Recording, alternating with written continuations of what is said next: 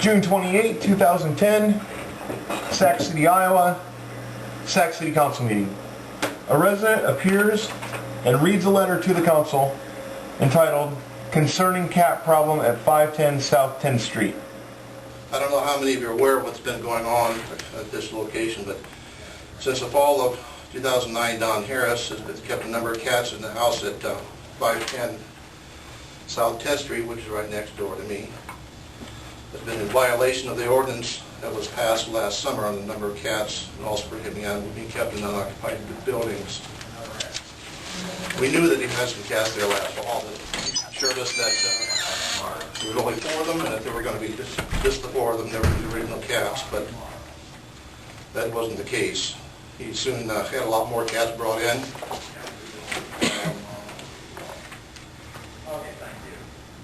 I think he had at one time several different litters of kittens there. And 2 litters in the last month that we knew of.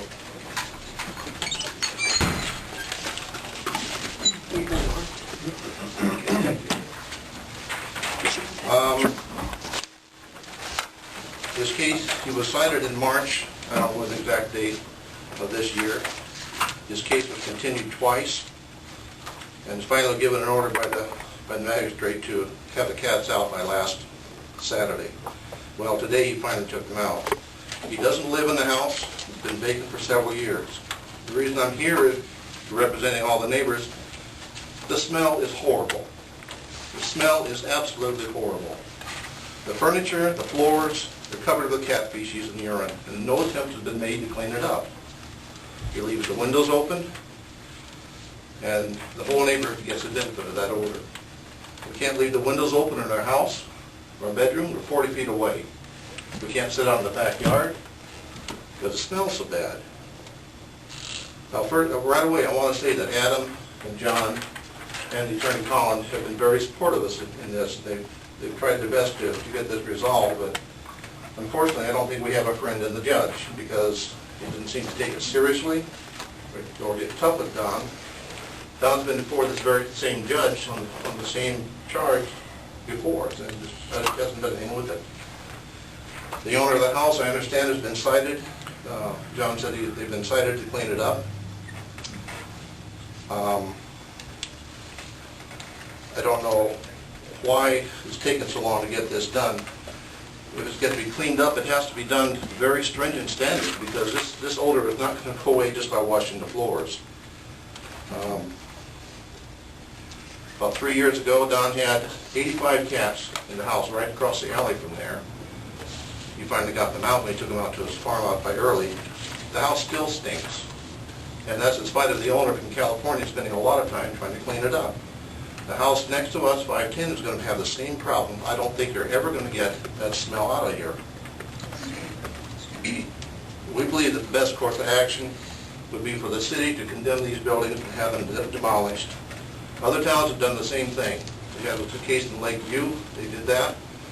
I have a friend who's on the council in Gallery, he said they had the same problem, they did that. So there is a solution that can be done. Given Don's history of repeated offenses for the same thing, I think as long as he has access to this property, he's going to reoffend. He's going to do it again. He doesn't have respect for the law, certainly doesn't have respect for the neighbors. We feel that he should be prohibited from ever having animals again under any circumstances. Anybody wants to visit the property, you're welcome. Glad to give you a tour. I guarantee you, if this were 40 feet, in any one of your houses, you wouldn't tolerate it. You wouldn't put up with it. Neither are we. We're not going to put up with it. I ask you, do we need to amend the ordinances we have? Do we need new ordinances? Or do we just need the backbone to stand up and enforce the ones we have? All we're asking you is to do something. Find a way. Find a way to deal with this. So we don't have to come back next year and do the same thing. What a shock. The ordinance I told the city council wasn't going to fix the cat problem didn't fix the cat problem. I didn't see that one coming. Maybe The city council needs to make more anti-cat laws. If Colin comes up with a recommendation, will we have to perhaps wait till the next meeting to take any action? It depends on what action he suggests. If he suggests creating and changing, augmenting some of our ordinances or creating a new ordinance, then yes, those things would have to be gone through the process. If his recommendation is to simply change what we're charging or to start a new process as far as a condemnation process, no, there would not be a need to come before the council.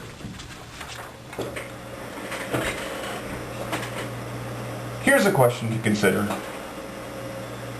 How many more taxpayer dollars is our city council and our mayor going to spend trying to enforce this law that they wrote, knowing full well that it wasn't going to fix the problem?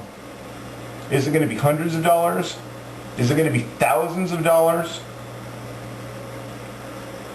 The enactment of this ordinance a year ago was a spineless gesture on their part. And they knew it wasn't going to work, people. They knew it. Many, many, many people, much smarter than them, told them so. You ask them, next time you see them, how much more money they're going to spend, how much more time they're going to waste on this law. Because it didn't help.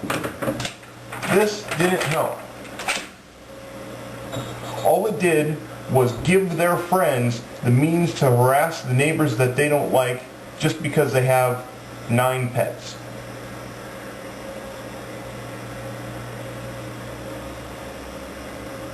Why does our city council do that to us?